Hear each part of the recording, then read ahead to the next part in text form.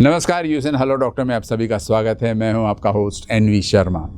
आमतौर पर देखा गया कि जितनी बीमारियां हैं उन बीमारियों में एक खतरनाक बीमारी है, वो है कैंसर। और वैसे भी इत्तेफाक से अक्टूबर का महीना जो है वो 1 अक्टूबर से 31 अक्टूबर तक कैंसर अवेयरनेस मंथ माना जाता है, खासकर ब्रेस्ट कैंसर अवेयरनेस मंथ। और इसके बारे में आज हम बात करेंगे, लेकिन उससे पहले मैं आपको बता दूं कि ये कैंसर एक ऐसी घातक बीमारी है कि जल्दी पकड़ में नहीं आता है, सिम्टम्स जल्दी दिखते नहीं।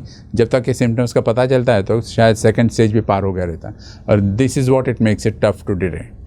लेकिन आज उसके बारे में हम बात करेंगे। और इससे पहले कि मैं बात करूं, मैं आपको कुछ स्टैटिस्टिक्स बताना चाहता हूं जो मैंने कुछ रिकॉर्ड्स निकाले हैं, जिसमें पाया गया कि ब्रेस्ट कैंसर के 22 लाख मरीज़ हर साल ग्रसित होते हैं।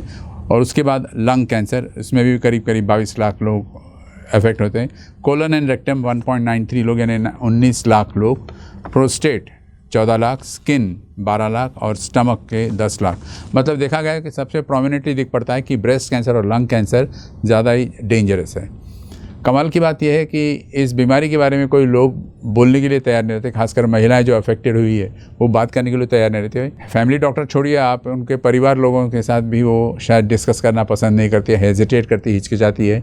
लेकिन आज वो सारी शंकाओं को हम दूर करेंगे और आपसे बात कराएंगे डॉक्टर सुशांत इखार से, जो HCG हॉस्पिटल में एक मेडिकल ऑन्कोलॉजिस्ट के तौर पर कार्यरत है। और यहाँ उनका एक्सपर्टीज़ जो है वो आज हमको सुनने को मिलेगा। बहुत बहुत स्वागत है सर आपका। Good afternoon sir. सबसे पहले बिफोर स्टार्ट, कैंसर क्या है ये जानना चाहता हूँ। देखिए, जब भी शरीर के हमारे जो कोशिकाएं रहती है या सेल्स रहते हैं, उसका कंट्रोल हमारे न्यूक्लियस यानी कि सेल के अंदर रहता है। लेकिन जब ये सेल आउट ऑफ कंट्रोल हो जाते हैं तो वो डिवाइड करना चालू कर देते हैं और एक ग्रुप ऑफ सेल्स मिलके एक ट्यूमर फॉर्म करते हैं। ये ट्यूमर जब शरीर के दूसरे हिस्से में फैलने लगता है या नज़दीकी कोशिकाओं में फैलने लगता है तो उसे हम कैंसर कहते हैं जी। हर ट्यूमर कैंसर नहीं होता। कुछ ट्यूमर बेनाइन यानी कि सादी गांठ रहती है, लेकिन जब कैंसर मैलिग्नेंट हो जाता है तो वो आजू बाजू के टिश्यूज में यानी कि कोशिकाओं में या शरीर के दूसरे हिस्सों में फैल सकता है। तो ये कितना घातक हो जाता है सर, क्योंकि इसका अर्ली डिटेक्शन होना ज़रा मुश्किल होता है, साइलेंट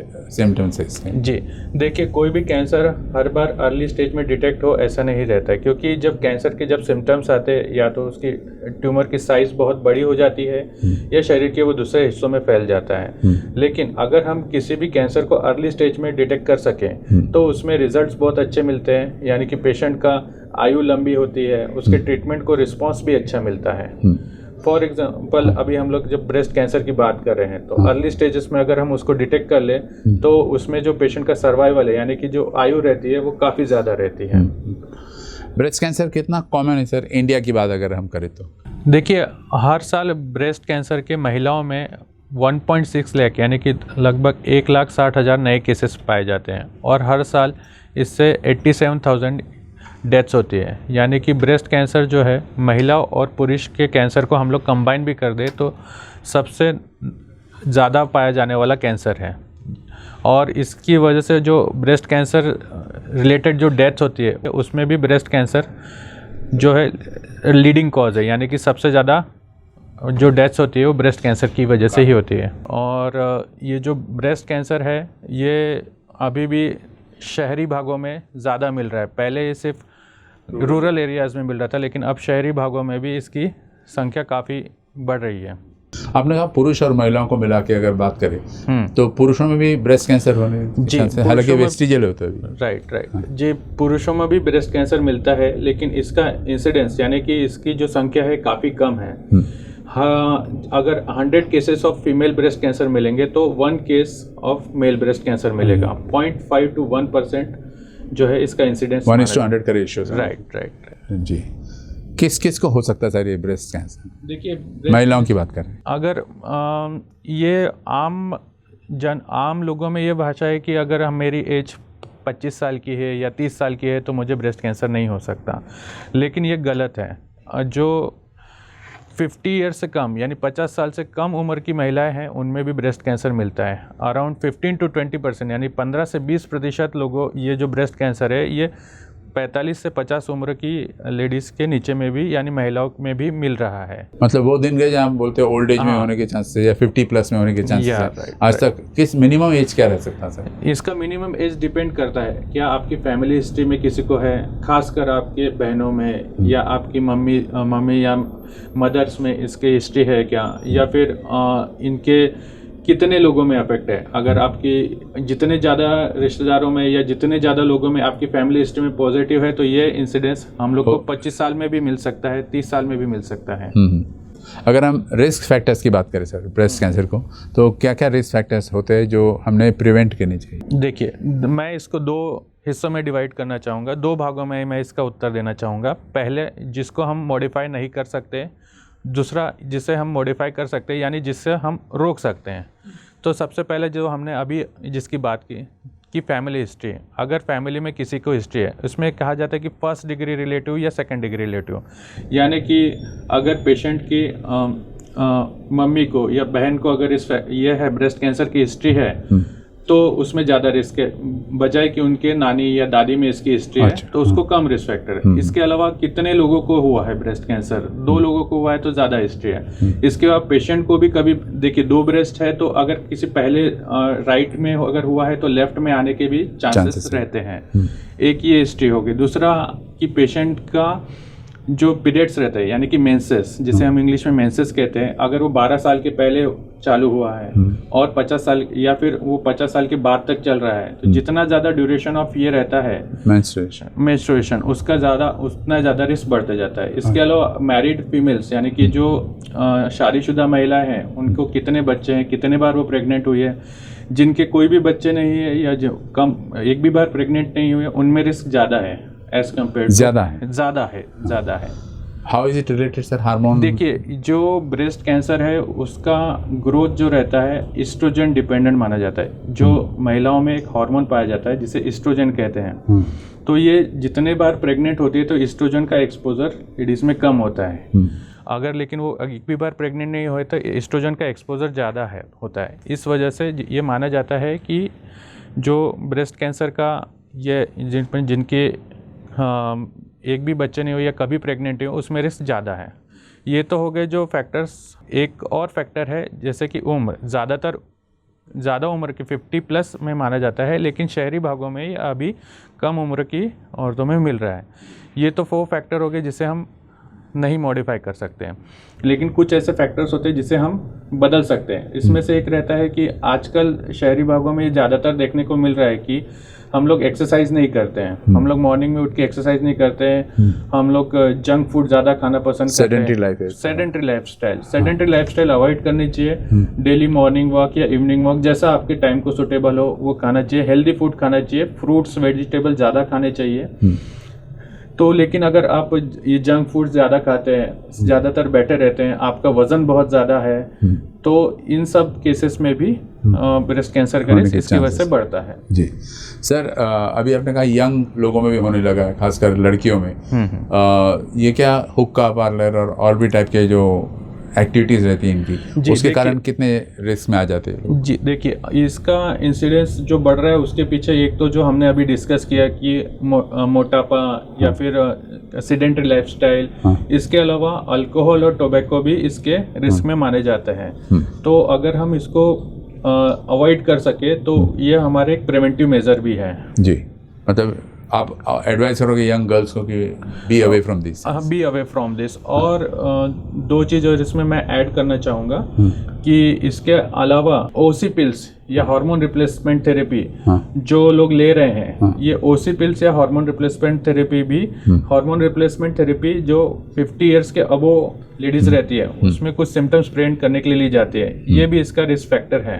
तो ऐसे केसेस में अगर ये हम लोग यूज़ कर रहे हैं तो उनको एक स्क्रीनिंग ज़रूर करना चाहिए, जो कि हम लोग रिकमेंड करते हैं कि 40 इयर्स के बाद में स्टार्ट होती है। Hormone induced growth of breast भी आजकल एक फैशन चला है, to have proper breast shape and all, तो ये कहाँ तक घातक हो सकता है? किसी भी प्रकार का जो ओसी पिल्स है या हार्मोन रिप्लेसमेंट थेरेपी है, इसमें एस्ट्रोजन रिलेटेड ये एक्सपोजर रहता है, तो जितना ज़्यादा बॉडी में एस्ट्रोजन जाएगा उतना ज़्यादा ब्रेस्ट कैंसर का रिस्क बढ़ता है। चांसेस है। जी सर अगर हम बात करेंगे अर्ली वेज ऑफ डिटेक्शन, क्योंकि इसमें तो जल्दी पता भी नहीं चलता है, तो अर्ली वेज ऑफ डिटेक्शन में आप क्या क्या कवर करना चाहोगे? देखिए, जब किसी पेशेंट को ब्रेस्ट कैंसर के सिम्टम्स नहीं है, यानी कि कोई गांठ नहीं है, तो उसको डिटेक्ट करने के मेथड को हम लोग स्क्रीनिंग कहते हैं। तो ये स्क्रीनिंग के 2-3 मेथड्स है, जिसमें सबसे इम्पोर्टेंट है mammography. Mammography is basically chest जैसे छाती का एक्सरे रहता है, जिसे हम चेस्ट एक्सरे कहते हैं, इसी प्रकार ब्रेस्ट के एक्सरे को हम लोग मैमोग्राफी कहते हैं। तो मैमोग्राफी जो है 40, अगर पेशेंट में कोई फैमिली हिस्ट्री नहीं है और किसी को मतलब उनको पर्सनल हिस्ट्री भी कैंसर की नहीं है, तो हम लोग 40 ईयर्स में मैमोग्राफी रिकमेंड करते हैं। उसके बाद मैमोग्राफी का रिपोर्ट अगर नॉर्मल आता है या क्या किस प्रकार से रिपोर्ट आता है, उसके हिसाब से ईयरली या 2 ईयरली हम लोग मैमोग्राफी रिपीट करने का एडवाइस देते हैं till the age of 75 year, यानी 40 से लेकर 75 ईयर्स तक के हम लोग मैमोग्राफी स्क्रीनिंग करने का एडवाइस देते हैं, जिसमें कोई रिस्क फैक्टर नहीं है, यानी कि फैमिली हिस्ट्री नहीं है। इसे हम लोग एवरेज रिस्क कहते हैं। और इसके अलावा दूसरे ग्रुप ऑफ वुमेन है, यानी कि जिसमें फैमिली हिस्ट्री है, उसमें हम लोग अर्ली ब्रेस्ट स्क्रीनिंग का, यानी कि जल्दी मैमोग्राफी स्टार्ट करने का एडवाइस करते हैं। राइट। मैमोग्राफी की बात की सर, एग्जैक्टली होता क्या है? मतलब मैमोग्राफी, जैसे मैंने कहा कि जैसे छाती का हम लोग एक्सरे निकालते हैं, उसे हम लोग चेस्ट एक्सरे कहते हैं। इसी प्रकार से ये ब्रेस्ट का एक्सरे है, जिसमें हम लोग कुछ फैक्टर्स आइडेंटिफाई करते हैं, जैसे कि कैल्सिफिकेशन कितना है और ये स्वेलिंग कितनी है, और इसके हिसाब से हम लोग रिस्क डिटरमाइन करते हैं कि ये कैंसर होने के कितने चांसेस है। उसको हम लोग 1, 2, 3, 4 ऐसे ग्रेड्स में डिसाइड करते हैं। राइट। तो अगर ये हाई रिस्क में आता है तो फिर हम लोग उसको कंफर्म करने के लिए उसका सुई डाल के जांच करते हैं, जिसे हम लोग एपीएनएसी कहते हैं या फिर बायोप्सी करते हैं। तो आप क्या एडवाइस करोगे सर, महिलाओं को और प्रैक्टिकल होना चाहिए अपने प्रॉब्लम्स को बताने में वगैरह? जी देखिए, अक्टूबर महीने जैसे आपने ही कहा कि ये ब्रेस्ट कैंसर अवेयरनेस मंथ है। देखिए, हम लोग मैमोग्राफी हम लोग रिकमेंड कर रहे हैं 40 ईयर्स ऑफ एज से, लेकिन इसके अलावा सेल्फ ब्रेस्ट एग्जामिनेशन, यानी कि खुद से ब्रेस्ट को नहाते वक्त उसको पाल्पेट करना, और ये सोते वक्त उसको देखने का कि हमारे ब्रेस्ट में या आर्म्स में या कॉलर बोन के ऊपर कहीं स्वेलिंग तो नहीं है, गांठ नहीं है। तो ये गांठ को देखने का एक प्रॉपर मेथड है, जिसे हम लोग कहते हैं सेल्फ ब्रेस्ट एग्जामिनेशन। ये हम लोग रेकमेंड करते हैं कि हर 25 साल की उम्र से ऊपर महिलाओं को महीने में एक बार तो भी करना चाहिए, जिससे कि उनको अपने ब्रेस्ट की नॉर्मल साइज, नॉर्मल शेप और उसके बारे में पता चलेगा।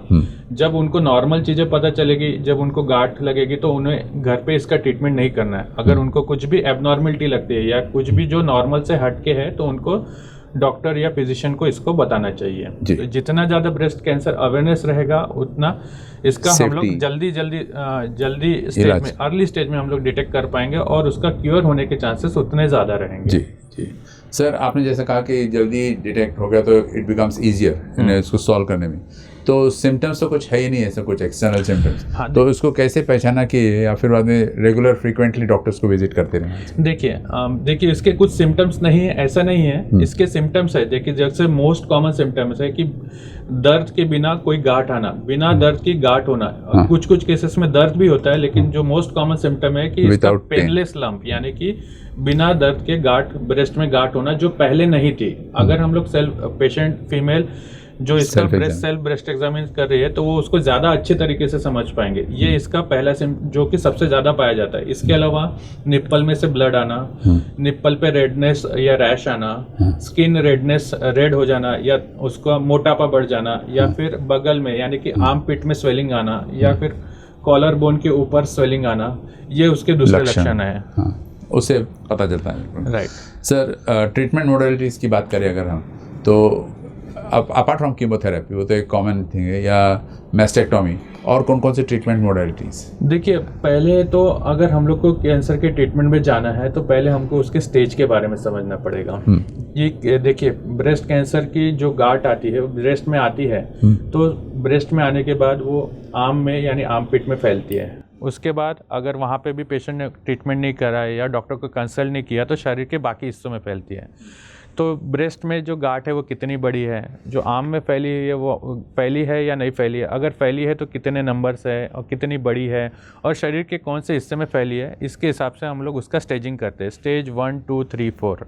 तो हर स्टेज के हिसाब से कैंसर, ब्रेस्ट कैंसर की ट्रीटमेंट अलग रहती है। कुछ केसेस में हम लोग जो अर्ली ब्रेस्ट कैंसर है उसमें हम लोग सर्जरी करते हैं, और इसके अलावा अगर ब्रेस्ट कैंसर की गांठ बड़ी है तो उसमें कीमोथेरेपी देके छोटी करते हैं, फिर उसके बाद में सर्जरी करते हैं। तो हर एक केस अलग रहता है। तो बेसिकली ऐसा है कि हम लोग को पहले स्टेज पता करना है, इसके बाद हम लोग एक हार्मोन रिसेप्टर स्टेटस करते हैं जिसे हम लोग कहते हैं ER/PR HER2। तो स्टेज कौन सी है, ER/PR HER2 का स्टेटस क्या है, ये जो टेस्ट है ER/PR HER2 ये ब्रेस्ट टिश्यू पे किया जाता है, जो बायोप्सी या ऑपरेशन के बाद टिश्यू निकलता है उसमें ये किया जाता है। इसके अलावा फिर जो हम लोग ने डिस्कस किया कि फैमिली हिस्ट्री होती है किसी को ब्रेस्ट कैंसर की, तो जिस केसेस में फैमिली हिस्ट्री होती है उसमें हम लोग एक टेस्ट करते हैं जिसे हम कहते हैं BRCA 1 और 2।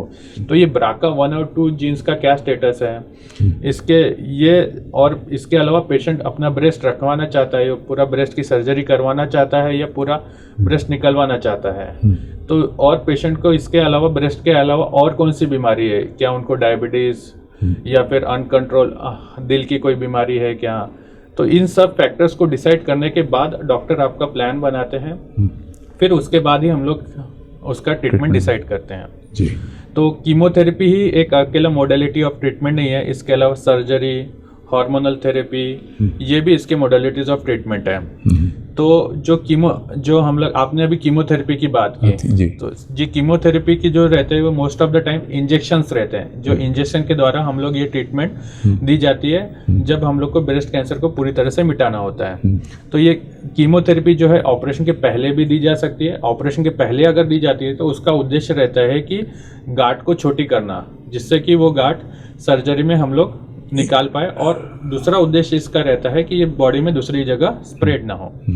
अगर ऑपरेशन के बाद दी जाती है कीमोथेरेपी तो उसे हम लोग एडजुवेंट कीमोथेरेपी भी कहते हैं, और इसका उद्देश्य रहता है कि ब्रेस्ट कैंसर का रिकरेंस, यानी कि ब्रेस्ट कैंसर के जो लक्षण है या ब्रेस्ट कैंसर को शरीर में दूसरी जगह से फैलने से रोकने के लिए किए जाते हैं। लेकिन मोस्ट ऑफ द कैंसर जो हमारे इंडिया में डिटेक्ट होते हैं, around 57 to 60% of the cases जो हैं वो एडवांस ब्रेस्ट कैंसर में डिटेक्ट होते हैं। तो इन केसेस में हम लोग जनरली पहले ऑपरेशन के पहले कीमोथेरेपी देते हैं, जिसे हम लोग नियो एडजुवेंट कीमोथेरेपी कहते हैं, और उसके बाद सर्जरी करते हैं, और अगर इसके बाद रेडिएशन हम लोग देते हैं, जो लोकली एडवांस ब्रेस्ट कैंसर जिसे कहता है, जिसमें मोस्ट ऑफ द केसेस हमारे आजकल इंडिया में डिटेक्ट हो रहे हैं।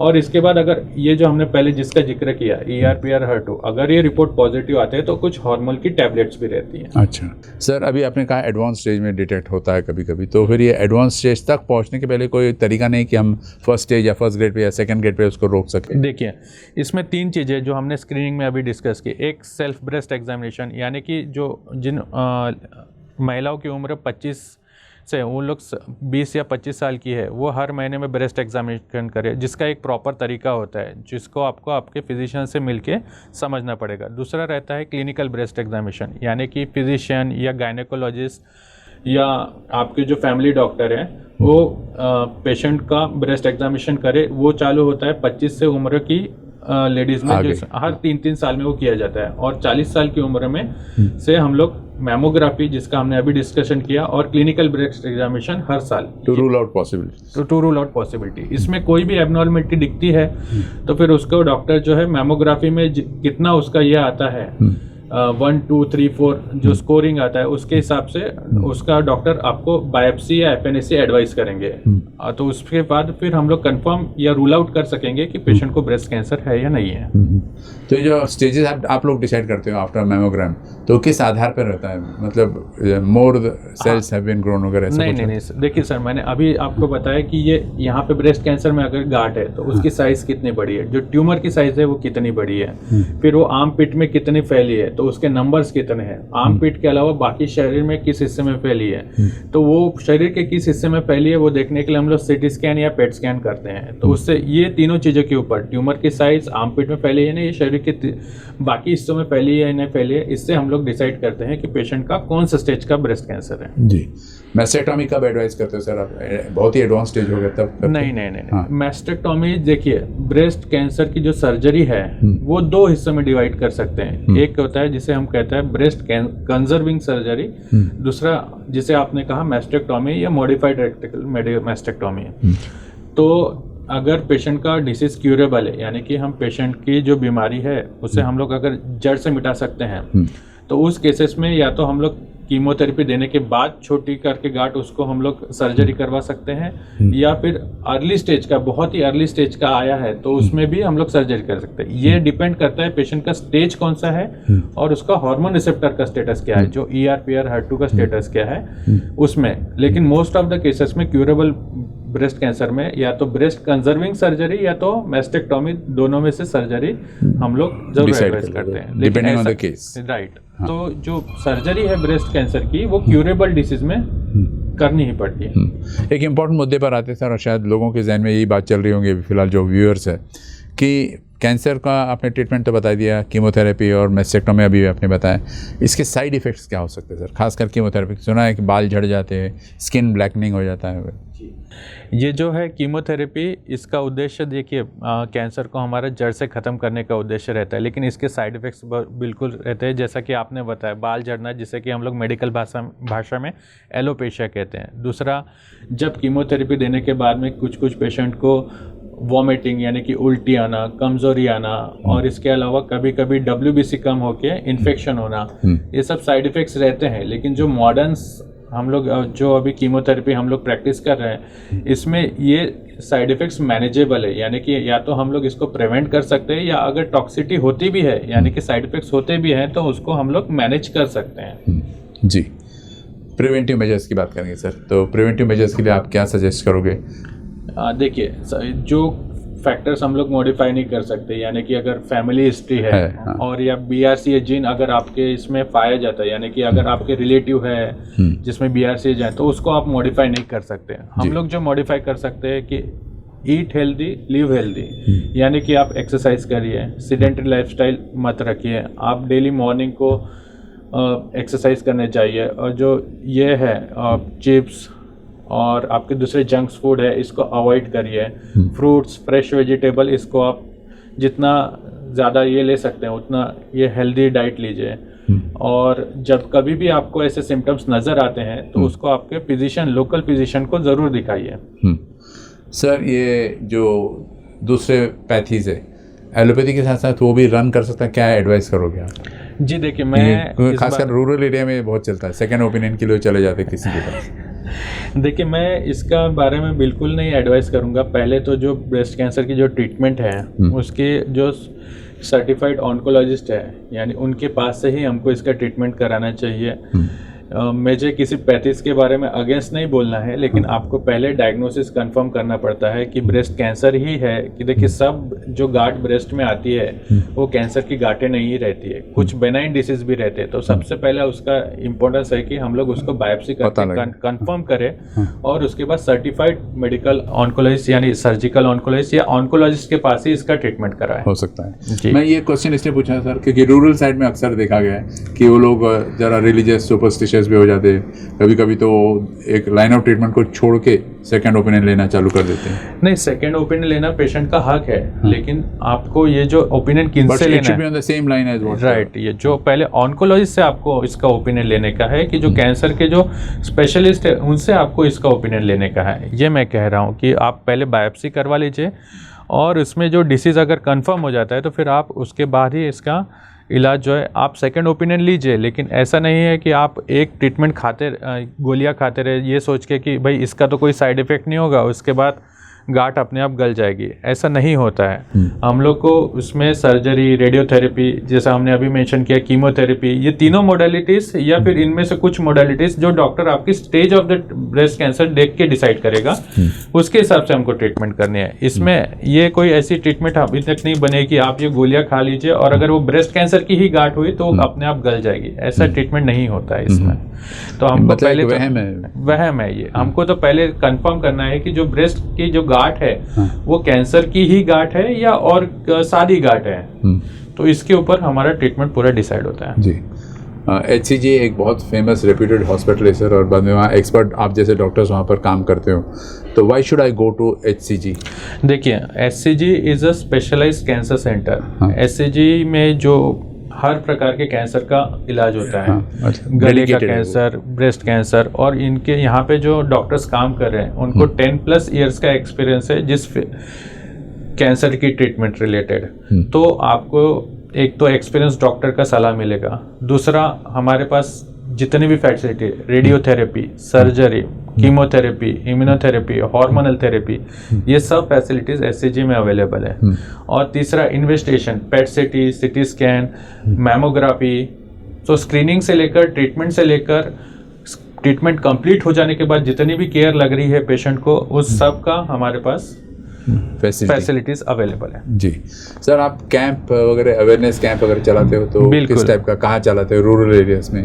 देखिए, city अभी areas में? हमारे जो कैंप चल रहे हैं, हम लोग अमरावती, अकोला, हमारे नियर बाय जो रूरल सिटीज़ Districts हैं, हैं, रूरल से सिटीज़ हैं, हम सब जगह पे कैंप्स करते हैं। सिर्फ ब्रेस्ट कैंसर के लिए नहीं, बाकी कैंसर All के लिए, types of cancer. All types of cancer. हम लोग particularly head and neck cancer, lung cancer, उसके अवेयरनेस के लिए भी हम लोग कैंप करते हैं। मतलब एवरी मंथ एक एक कैंप चलता हूँ? राइट। हमारे डॉक्टर्स जो हैं अकोला, अमरावती, जबलपुर, चंद्रपुर, वर्धा, ये सब सिटीज़ में विज़िट करते हैं, वहाँ लोगों से बात करते हैं, वहाँ पे उनके व्यूज़ भी जानते हैं, लोकल फिजिशियन जो डॉक्टर रहते हैं उनको भी गाइड करते हैं। तो हमारा जो है, जो कम्युनिटी या सोसाइटी को जो कंट्रीब्यूशन है, इस तरीके से हम लोग हेल्प करते हैं। इसके अलावा हमारे हॉस्पिटल में कई और डॉक्टर हैं जो इस तरीके के कैंप्स वीकली भी, यानी हर हफ्ते में एक बार करते हैं। तो जैसे इस साल ब्रेस्ट कैंसर का थीम है क्लोज द केयर गैप, तो आप कितना इसमें पार्टिसिपेट करते हो या कितना सक्सेसफुल अपने आप को पाते हो इसमें? देखिए, हमारे जब हम लोग ब्रेस्ट कैंसर के केसेस देखते हैं हमारे क्लिनिक में, तो हमको एक चीज़ तो ये पता चल जाती है कि जो मोस्ट ऑफ द केसेस आते हैं वो अर्ली स्टेजेस के नहीं रहते हैं, यानी कि अभी भी लोगों में ब्रेस्ट कैंसर का अवेयरनेस नहीं है। जो भी केसेस आ रहे हैं वो एडवांस स्टेजेस में ज़्यादा आ रहे हैं। जब बीमारी एडवांस स्टेज में आती है तो उसका ट्रीटमेंट भी इंटेंस हो जाता है, ट्रीटमेंट लंबा भी रहता है, और उसके रिजल्ट्स भी उतने अच्छे नहीं रहते जितने कि early stages of breast cancer में रहते हैं। तो मेरा इस month of October, month of जो WHO ने डिक्लेयर किया है, इसमें लोगों से ये एक एडवाइस रहेगी या फिर ये रहेगा कि आप अपने ब्रेस्ट की जो सेल्फ ब्रेस्ट एग्जामिनेशन है या मैमोग्राफी है, इसके बारे में अपने फिजिशियन से पूछिए, उसके बारे में जानकारी हासिल कीजिए, और जितना ज़्यादा लोगों में इसका अवेयरनेस रहेगा और जो इसके रिलेटेड जो मन में वहम है वो दूर होगा, उसके बाद ही हम लोग ये जो है इसका डिटेक्शन और ट्रीटमेंट बेहतर तरीके से कर पाएंगे, डिसाइड कर सकते हैं। जी, आपका पूरा टॉक शो बड़ा सुंदर था सर, और आपने सिंपल लैंग्वेज में सबको समझा दिया, रूरल एरियाज में भी। लेकिन अगर मैसेज देना चाहोगे तो क्या रहेगा? जी, मेरा मैसेज ये रहेगा कि इसके बारे में आपके मन में जो भी वहम है वो आप, या इसके बारे में जो भी आपको गलतफहमी है, या फिर आपको अगर ऐसा लगता है कि आपके फैमिली में या आपके खुद के इसके बारे में सवाल है, तो आपके फिजिशियन से पूछे, और लोगों को भी इसके बारे में जागरूक बनाइए कि breast cancer is curable disease, it is not an incurable. यानी कि अगर अर्ली स्टेजेस में या शुरुआती स्टेजेस में अगर इसका डिटेक्शन हो तो हम लोग इसको क्योर कर सकते हैं। जी, thank you so much sir, it was a pleasure talking to you. Thank you.